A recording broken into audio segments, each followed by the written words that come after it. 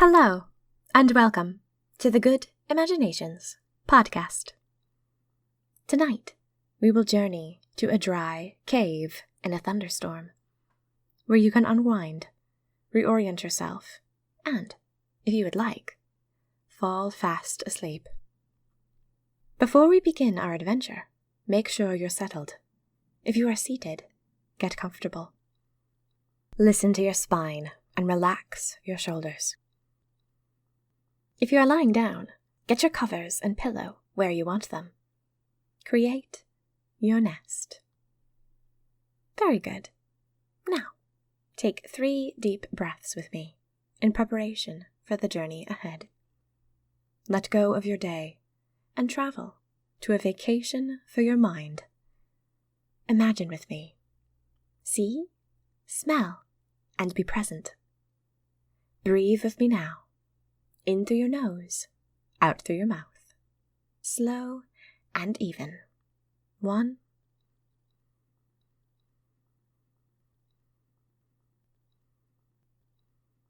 2,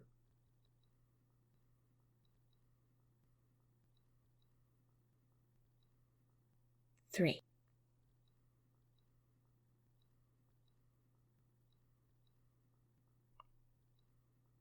Very good. Now, shut your eyes and let's drift off to the site of tonight's adventure. The wind is howling, and lashes of wet, cold rain come down from the sky. The night is miserable, cold. You are shivering.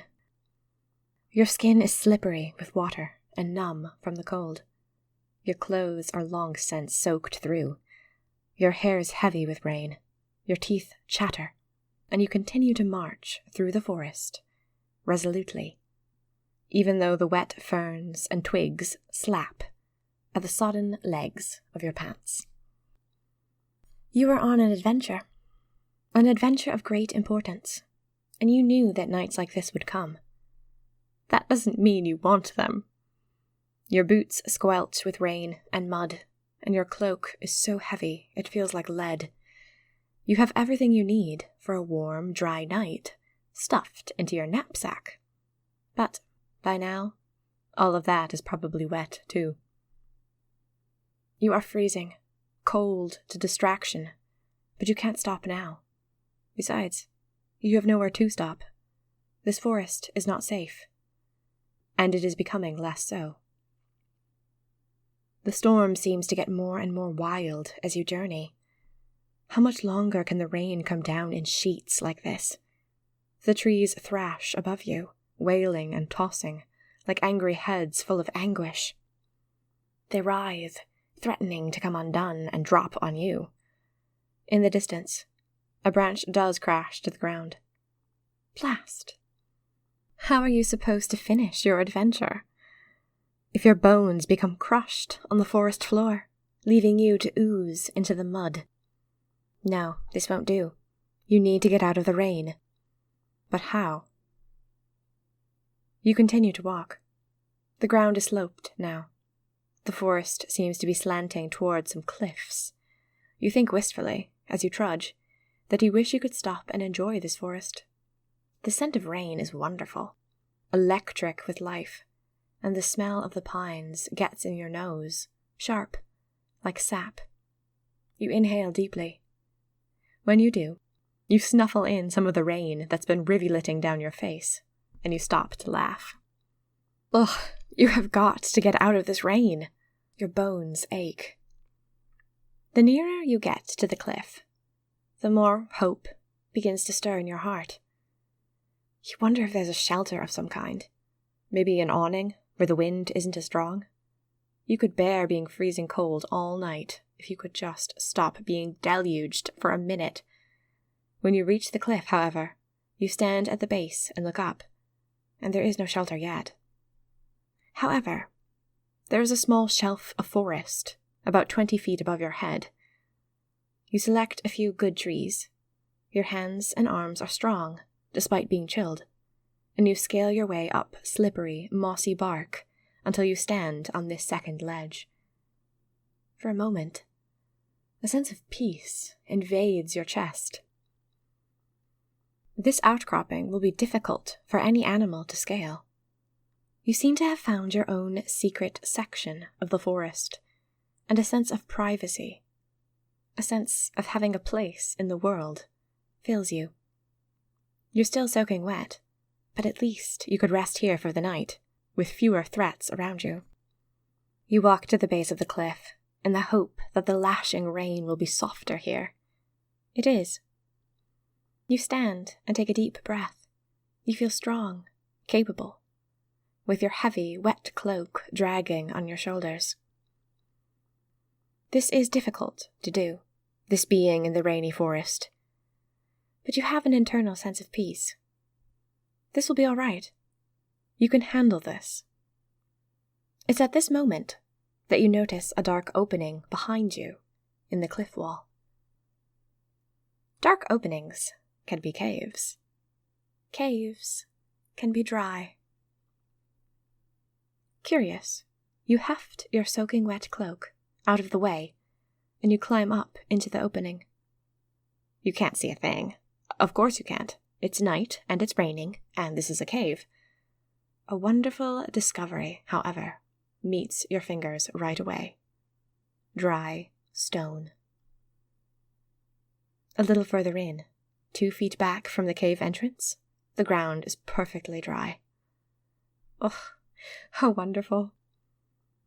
You immediately remove your knapsack from your shoulders, praying that you wound your matches and flint and steel in enough layers of wool that they're still dry. You pull them out. Are they damp? Or is that just your fingers? Hurriedly, you strike a match, and it bursts to life. It glows golden like a dragon eye in the dark. You feel a deep sense of hope, light, warmth. You have it. By the light of your lit match, you see that the cave is larger than you originally supposed. The ceiling opens up a little further back. Your match goes out, but this time you fumble in your knapsack for a candle. It's a stubby thing, white, with a black wick, and it has seen you through many adventures already. There was that time in the troll village that, well, never mind. Another time, perhaps. You light your candle. Immediately, you feel a sense of having come home, like you have lighted a lamp in your own front door, like everything beyond this is familiar to you.